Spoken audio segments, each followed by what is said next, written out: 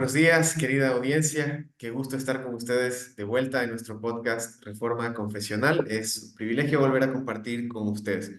Estoy aquí con el pastor Pablo Landazuri, con nuestro hermano Giancarlos Morán también y con Ronald Cagua, como siempre, y su servidor Jorge de Sousa también saludándoles. Pastor, ¿cómo está usted? ¿Qué tal? ¿Cómo le ha ido en su servicio? Buenos días, Jorge, buenos días, hermanos. Pues muy bien, contento de otra vez juntarnos para seguir estudiando el catecismo de Heidelberg y, y bueno, también fortalecido por eh, la predicación y la adoración del día de ayer.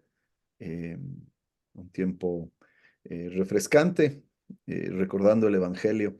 Y bueno, listos para hoy hablar de la redención del hombre, ¿no? Empezar con la segunda parte de nuestro catecismo. Qué bueno, pastor. Qué gusto que esté bien y lo que nos cuenta sobre su servicio ayer. Querido Jan, ¿cómo te fue a ti? ¿Qué tal? ¿Cómo estás? Hola con todos. Sí, gracias a Dios nos fue muy bien ayer en los dos servicios de adoración. Tuvimos un tiempo refrescante con la palabra de Dios y también la comunión fue dulce, fue muy buena y pues esperamos que este programa sea de mucha edificación para los oyentes y que puedan acercarse más al Señor y con su fe fortalecida. Amén, que así sea. Querido Ronald, ¿cómo estás tú?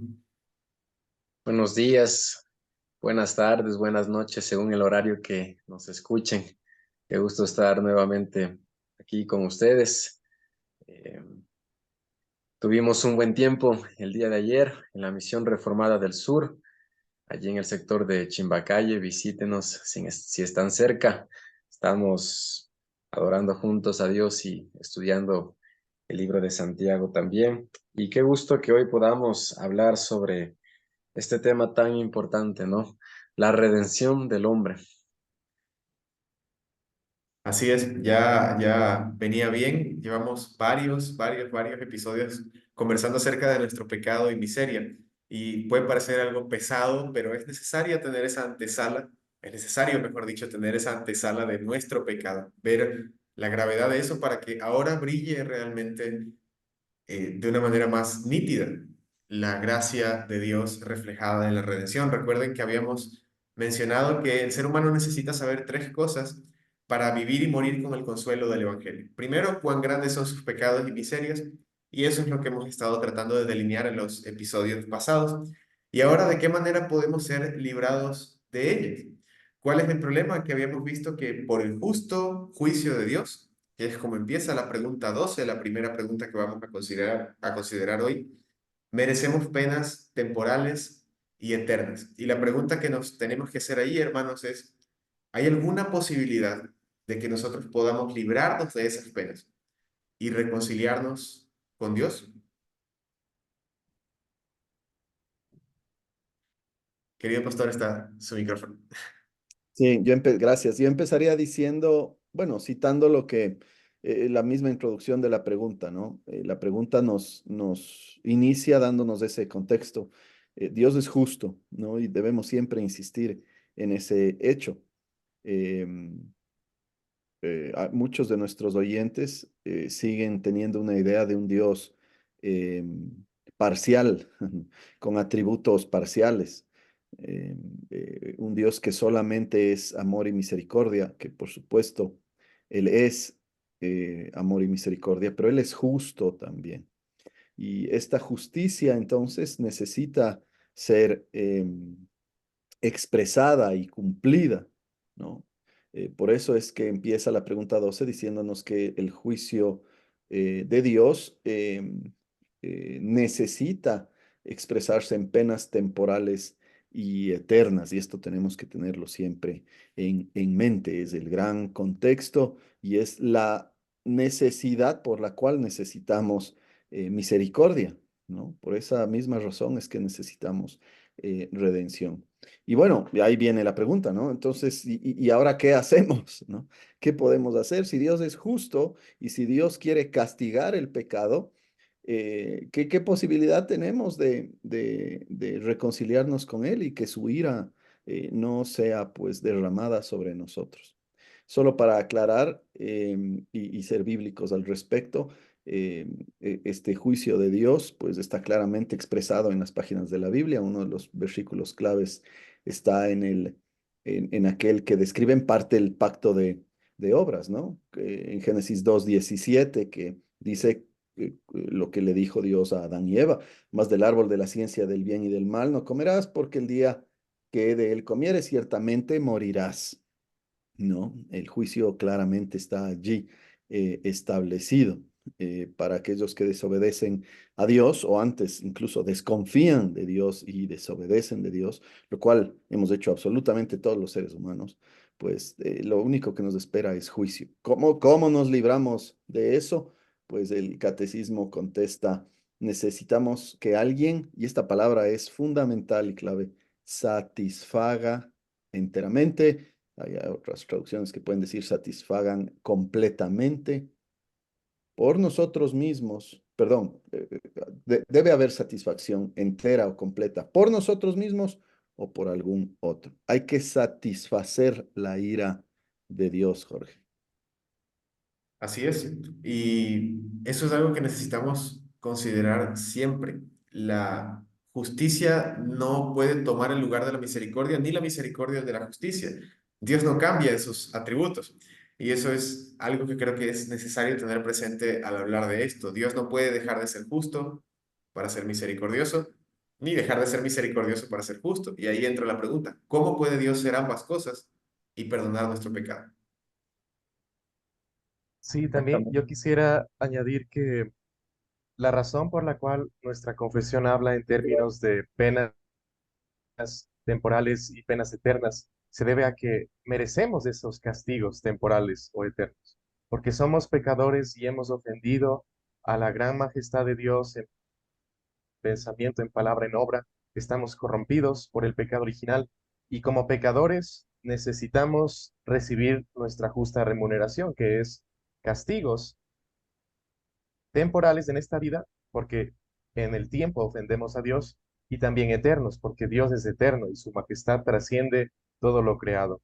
Entonces, no es que Dios sea cruel cuando castiga a los hombres, sino que Él es justo y merecemos su castigo porque somos pecadores. Ese es un punto muy importante. Em, eh, el hombre merece el castigo de Dios, el hombre merece el juicio de Dios, y por eso es que ningún ser humano puede quejarse frente a Dios, lo cual tristemente muchas veces hacemos, ¿no? Incluso cristianos. Eh, y cuando digo incluso cristianos, ese punto también creo que es importante entenderlo. Los cristianos ya no somos castigados en ese sentido, en un sentido condenatorio por nuestro pecado.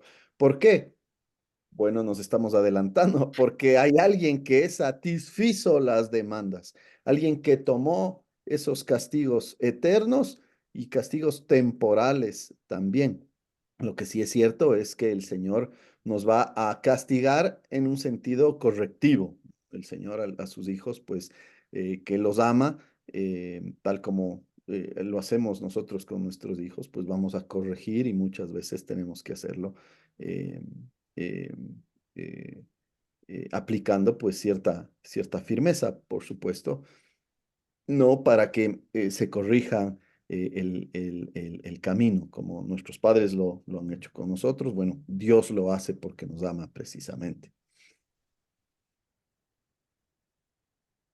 Querido Ronald, creo que ibas a comentar algo hace rato al respecto también, antes de movernos a precisamente preguntarnos cómo nos relacionamos nosotros con esto. ¿Quisieras añadir algo más? Sí, justamente, Jorge, lo que iba a comentar era estas dos opciones que el pastor Pablo daba, ¿no?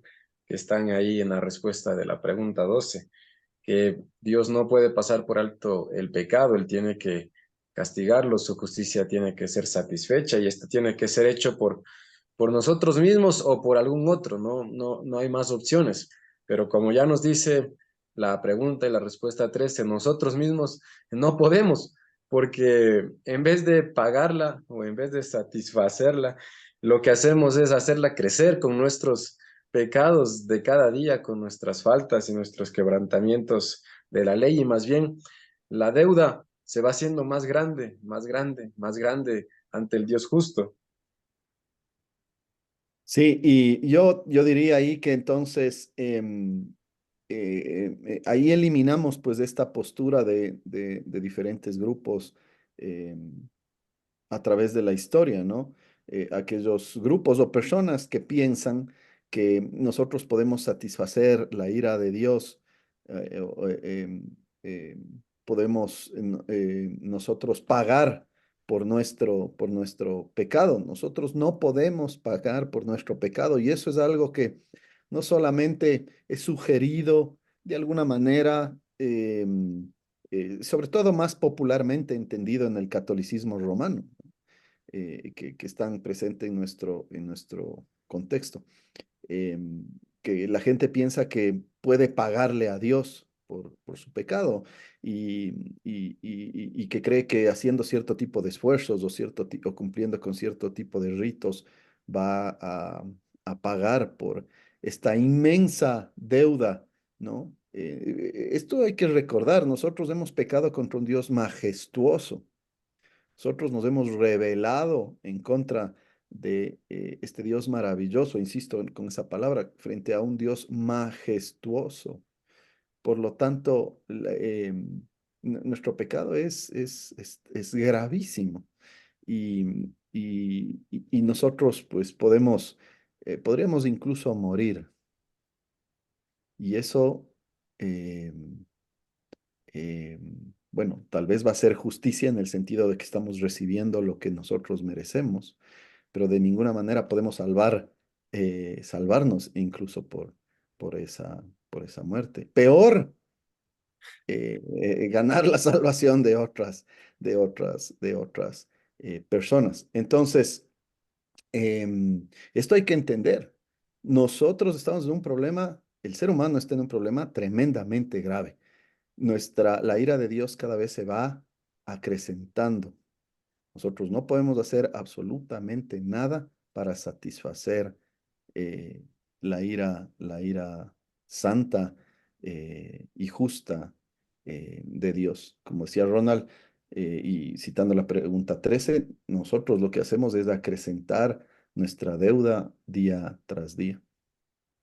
Así es. Yo estaba pensando en la parábola del Señor Jesús, en donde hay dos siervos endeudados que le deben dinero al rey y tienen deudas grandes, impagables, al menos el primero.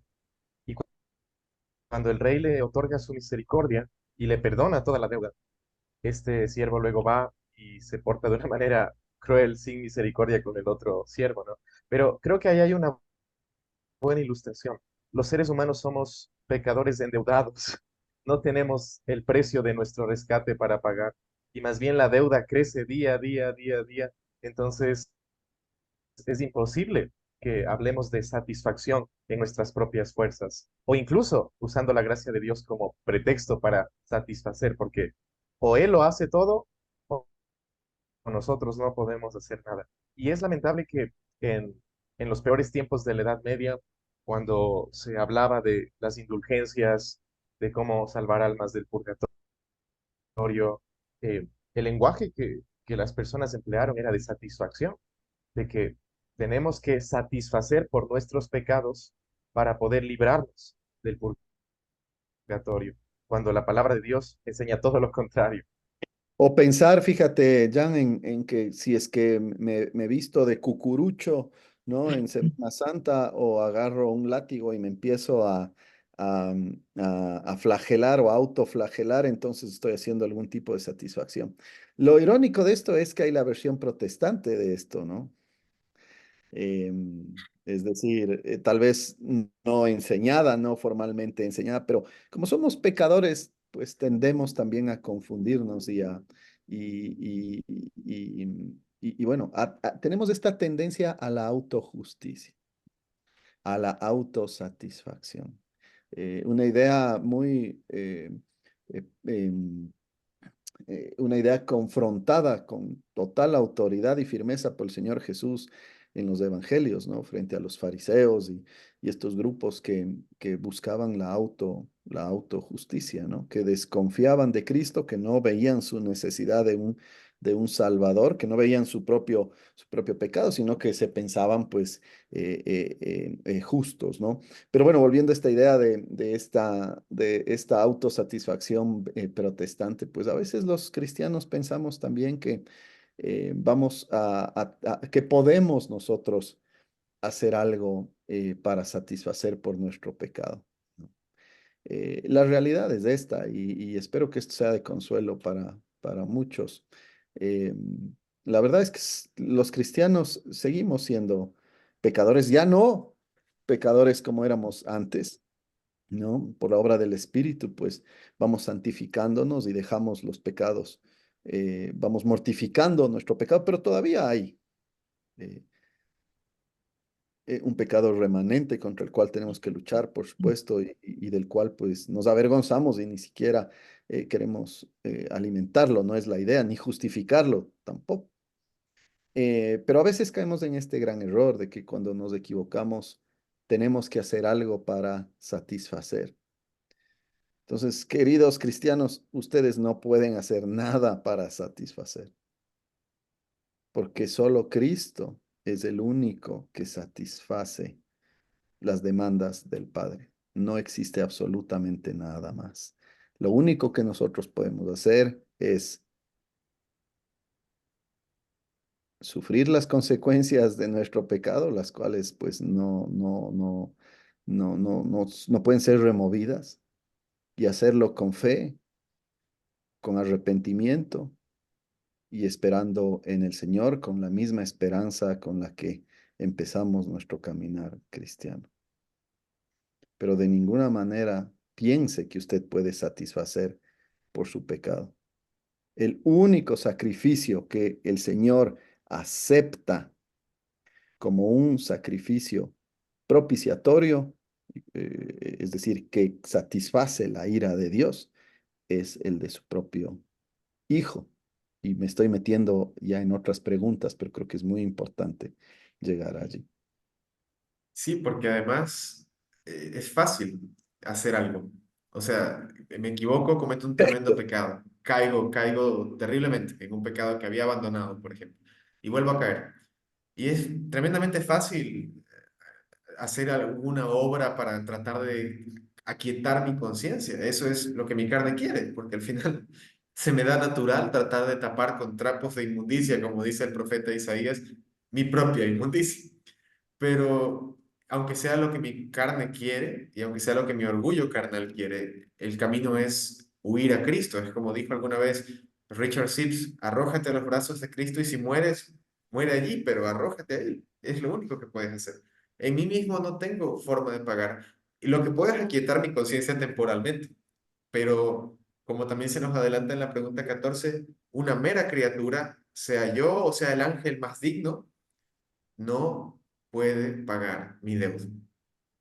Siempre tenemos esa tendencia, ¿no, Jorge, de querer taparnos con hojas de higuera, nuestras propias manos, nuestras propias obras y pues la Biblia es clara, ¿no? El profeta mismo que tú mencionabas, Isaías dice que nuestras mejores obras son trapos de inmundicia delante de Dios y pues nuestras justicias no se digan, ¿no? Porque primeramente debemos entender que nosotros no somos santos en nosotros mismos y ninguna criatura, como tú decías, ¿no?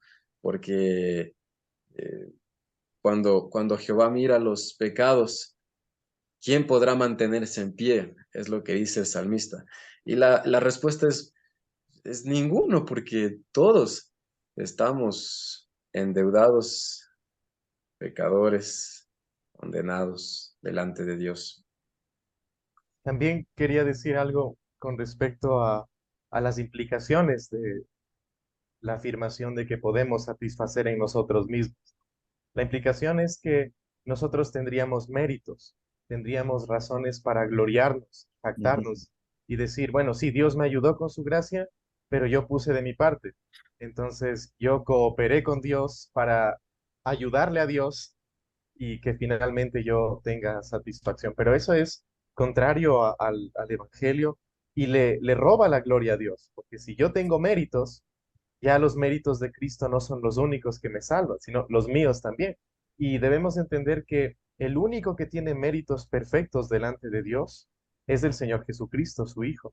Ni los santos, ni los ángeles, ni María tienen un tesoro de méritos que nos acrediten a nosotros. Es solo el Señor Jesucristo, porque Él es el único digno, el único que es verdadero Dios y verdadero hombre, y el único que agrada al Padre. Eso es lo que el Señor dijo cuando el Señor fue bautizado, el Señor Jesús.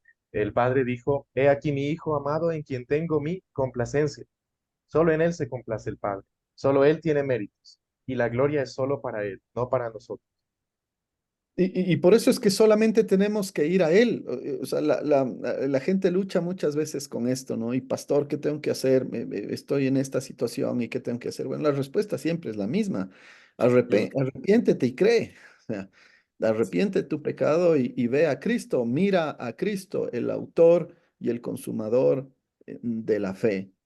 Tú no puedes satisfacer, solamente Cristo tiene que satisfacer. ¿Nos va a doler el pecado? Por supuesto que sí. ¿Genera tristeza en nosotros? Por supuesto que sí. ¿Puede generar consecuencias de diferentes grados y tipos? Por supuesto que sí. Pero en nuestra relación con Dios, en nuestra reconciliación con Dios, solamente a través de Cristo es que nosotros podemos lograrla. Por eso es que la pregunta 14 dice, ninguna criatura puede satisfacer por nosotros, ¿no? Eh, aparte, Dios ni siquiera quiere hacerlo, sería injusto de parte de Dios satisfacerlo en alguna criatura, ¿no? ¿Por qué? Porque esa criatura no pecó. ¿Quién pecó? El género humano es el que pecó. Los hombres somos los pecadores.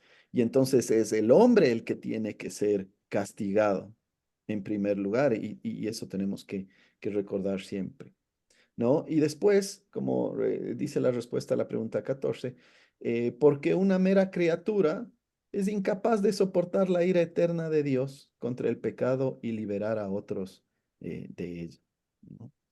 Esto puede sonar pues un poco fuerte, pero o sea, uno puede, y era lo que sucedía finalmente en el Antiguo Testamento, uno puede sacrificar a un montón de animales en el templo, sacrificios que eran mandados por el Señor, pero que tenían un propósito y era el que Israel entienda de su necesidad de un mediador. Eran sacrificios que apuntaban a la realidad y al único que puede darnos esa reconciliación. El único que puede satisfacer, que era Cristo. El gran error judío era no entender eso, ¿no? Y más bien a tener ya una costumbre de matar animales, pues sin que eso haga mella en sus conciencias y sin mover sus corazones, ¿no? Y sin generar un arrepentimiento verdadero y fe en el Mesías prometido. Eh, pero uno puede matar a todos los bueyes que existen en el mundo y no ganan ningún tipo de reconciliación para nosotros, ¿no? Tiene que ser alguien capaz de soportar la ira eterna de Dios contra el pecado, nuestro pecado, y para liberarnos, ¿no? Y bueno, ahí entonces queda solo una conclusión de la que, bueno, habla la pregunta 15, pero ustedes pueden compartir ahí al respecto. Sí, yo creo que lo que esta pregunta nos anticipa y la transición que nos da hacia la pregunta 15 es la necesidad de creer en el Cristo correcto. A veces la gente se puede preguntar por qué la iglesia se pasó 5 siglos tratando de definir correctamente de qué manera Cristo es Dios, de qué manera Cristo es hombre, por qué es importante todo esto, por qué el catecismo también dedica tiempo a esto, por qué nos preocupamos tanto de que los testigos de Jehová crean lo que creen acerca de que Dios, de que Cristo es una mera criatura. Y es esto, si uno no cree en un Cristo divino, si uno no tiene un mediador que es Dios también, que es lo que va a anticipar la pregunta 15, no puede soportar la ira de Dios por el pecado. El más digno arcángel encarnado no puede soportar la ira de Dios contra el pecado. Y aparte, lo que usted decía sería injusto. Entonces, ¿qué clase de mediador y redentor debemos buscar justamente lo que decíamos, ¿a quién debemos acudir? ¿A qué clase de ser debemos ampararnos? Y ahí está la respuesta precisamente. Uno que sea verdadero hombre y perfectamente justo, y también tiene que ser más poderoso que todas las criaturas al mismo tiempo. Tiene que ser débil, tiene que ser hombre para ser débil y cargar con nuestra culpa, pero también tiene que ser Dios para ser fuerte y soportar la ira de Dios. Ahí hay Finalmente, muchas cosas en esta pregunta, ¿no? Primera cosa, fíjense el verbo que utiliza, ¿no? ¿Qué mediador y redentor debemos buscar? ¿No? Esto en contra de algunos hermanos reformados que a veces caen o a veces, bueno, hay confusiones, ¿no? Con respecto a la doctrina reformada, ¿no? Y pensamos que nosotros no debemos buscar la salvación, ¿no? Hay gente que habla de la salvación como algo que hay que distinguir bien. Una cosa es que Dios sea el dueño de la salvación y que Él sea el que nuestro Dios Trino finalmente sea quien cumpla con su plan de redención completamente, ¿no? Y eso es cierto, porque Él es un Dios soberano y Él es el que en Cristo, pues, cumple completamente con todos los requerimientos para nuestra salvación. Pero otra cosa distinta tiene que ver ya con nuestra responsabilidad, ¿no? Una vez que somos regenerados y el Espíritu Santo nos da capacidad para creer, nos da también la capacidad de buscar, de darnos cuenta de nuestro pecado y de nuestra gran necesidad de un Salvador, ¿no? Y se nos da entonces ese deseo de buscar salvación y bueno, el Señor providencialmente nos va a presentar eh, eh, de diferentes maneras, pues nos va a terminar llamando, si quieren, externamente, eh, ¿no? Eh, para que nos reconciliemos, pues, por supuesto, con Él. Pero el punto es este. Nosotros somos responsables y somos pecadores y necesitamos entonces de un Salvador. Y está en nosotros buscar a ese Cristo y Redentor que está ofrecido, que es ofrecido libremente para nuestra salvación. Eh, Tiene que ser alguien que sea verdadero hombre, como bien dijiste, porque esa es la naturaleza que pecó, pero tiene que ser también justo, alguien que jamás haya pecado, ¿no? Y es como que nos está dando todas las pistas, o sea, casi que falta que nos diga, y su nombre empieza con J y termina en S, ¿no? Em, em, pero es válida esta gran reflexión. Un hombre justo, poderoso, que sea Dios y el único que cumple con esas características es, por supuesto, el Señor Jesucristo, ¿no? El perfecto hombre, perfecto Dios, sin pecado alguno. Efectivamente. Y bueno, creo que no hay mejor manera de cerrar, digamos, esta meditación que quedándonos con la idea de quién es ese Redentor. Queridos hermanos, Giancarlos, Ronald, creo que querían comentar algo si quisieran añadir sobre esta pregunta antes de cerrar nuestro episodio de hoy. Adelante. Sí, yo quería comentar sobre esta palabra, ¿no? ¿Qué mediador y redentor debemos buscar? Y el hecho de que el ser humano está buscando algo es algo innegable. Siempre vamos a buscar salvación. El problema es que la buscamos en el lugar equivocado, en las personas equivocadas. Y fue muy triste como en el siglo XV, por ejemplo, siglo XV, siglo XVI especialmente, muchos creyentes buscaban a los santos, a los ángeles, buscaban a las criaturas y no buscaban a Cristo, porque Cristo les fue vedado de alguna manera. No se predicaba a Cristo crucificado, al Cristo que hizo satisfacción plena por nuestros pecados.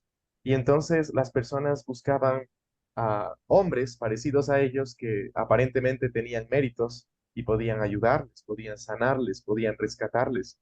Pero debemos entender que no existe ningún otro mediador, ningún otro redentor, sino solo Jesucristo.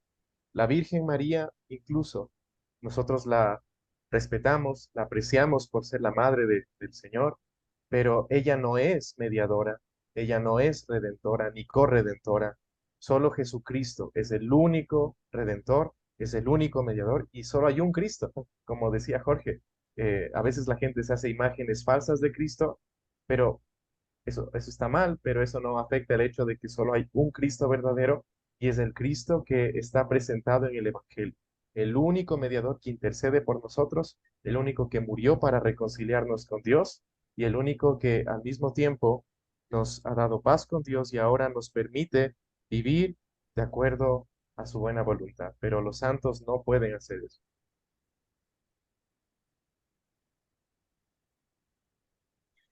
Sí, finalmente, estaba pensando en lo que dice el apóstol Juan, ¿no? En sus cartas, que nosotros le amamos a Él porque Él nos amó primero.